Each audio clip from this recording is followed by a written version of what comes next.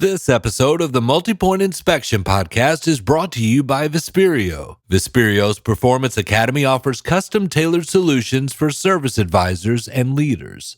Previously on the Multi-Point Inspection Podcast.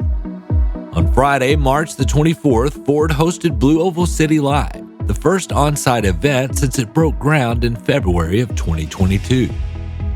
The event included booths, presentations that included Bill Lee, the governor of Tennessee, and Ford president and CEO Jim Farley, and a tour of the construction site for the media. And the Multi-Point Inspection Podcast was invited to see the progress.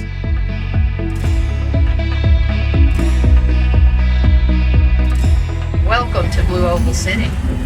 It's fantastic here, isn't it? You come in and you're like... In late August, Ford announced that the top-secret T3 truck that will be produced at BlueOval City would be delayed until the second half of 2027, after originally announcing a production date of late 2025.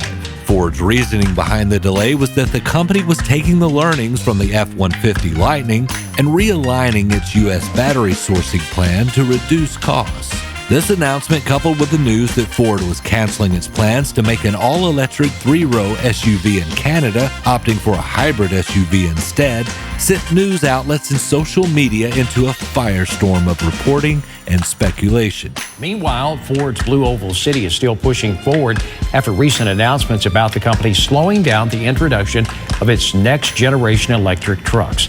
Well, it looks like an 18-month delay for production of Ford Motor Company's highly anticipated full-size electric pickup truck at BlueOval City in Haywood County. Ford forced to switch gears on its electric vehicle strategy because of stiff competition, it says, from other automakers with lower costs. It's a plant so large, Ford calls it BlueOval City. The Ford Motor Company and state lawmakers insist the plant is still moving forward and will eventually charge into the future of EV sales. However, you do have to wonder, what happens if it does fail? If you look back into our archive, something similar has happened before.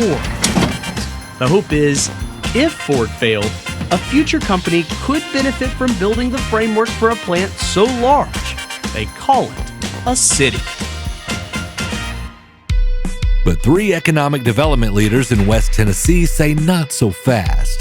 They say that not only is BlueOval City going to happen, and that delays like this are par for the course, but the delays are actually a blessing in disguise.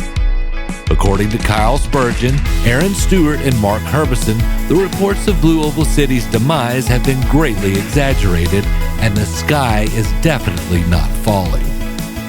Good morning. I'm Aaron Stewart. I'm currently the Executive Director of the Brownsville-Haywood Economic Development Corporation, formerly with TVA Economic Development.